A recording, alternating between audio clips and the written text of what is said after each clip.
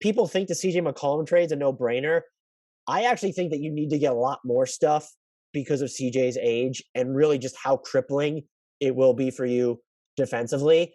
And the other thing I will argue on that front is if I'm the Sixers and midseason in December, Ben Simmons is still on the roster, and Portland throws you the kitchen sink outside of Dame and CJ McCollum, where it's Norm, where it's you have Larry Nance Jr., you have Rocco, and then just picks galore.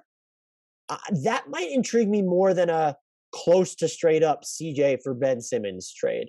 Is something that I've thought about. Yeah. Because Norman Powell is a better defender than CJ, not the same level of shot creator, but still gives you. You don't want to be in your point guard, even if you can do some secondary pick and roll stuff. Gives you some north south juice there.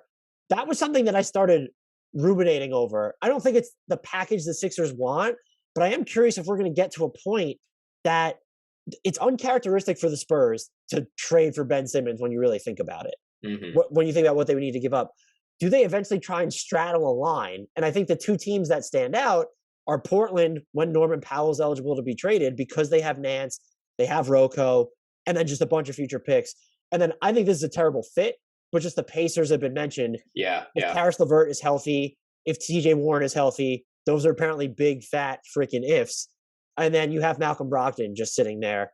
So I wouldn't be crazy about that from the Pacers, but those seem like the two teams that might be willing to shake things up and then can provide the Sixers with that middle ground. And I get that CJ's the better player, especially, what he does in the playoffs is just, for most of his career, he's just been awesome there. Mm-hmm. If I'm the Sixers, though, I'd probably prefer the hodgepodge deal that I just laid out. And I don't know if Portland would be interested in that either, but if you figure out a way to keep CJ and still get Ben Simmons, and then you have Dame, yes, I'm absolutely doing that. Yeah, and then, if Philly didn't want all of Nance and Covington, and they were saying, okay, we need a point guard somehow, like you can flip one of those guys, even for a backup at that point, like that would give you some flexibility. You could flip Nance to Phoenix for probably campaign, Jalen Smith, and a pick or something. Yeah, that'd be interesting. Or even, hell, we'll see what happens. Well, I guess the Clippers wouldn't do that to Reggie Jackson. Put him on a better team. But like he is tight with Paul George and like with. He seems to love it there. I'm shocked he only had the 2-year deal that he signed.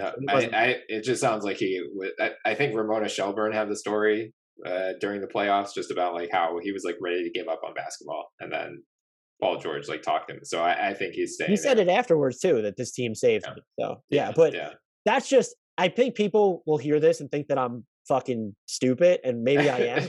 And I think some people don't like the Norman Powell contract, but it's like, as someone who's sort of plug and play, and I know he's been all over the place for his career, if there's all that other stuff involved, I'm at the point where I might consider it. I think you would ideally want more of it. You want a star for Ben Simmons. I think personally, and we didn't really get into this, their best chance of flipping Ben Simmons for a star this season, I think it's Bradley Beal.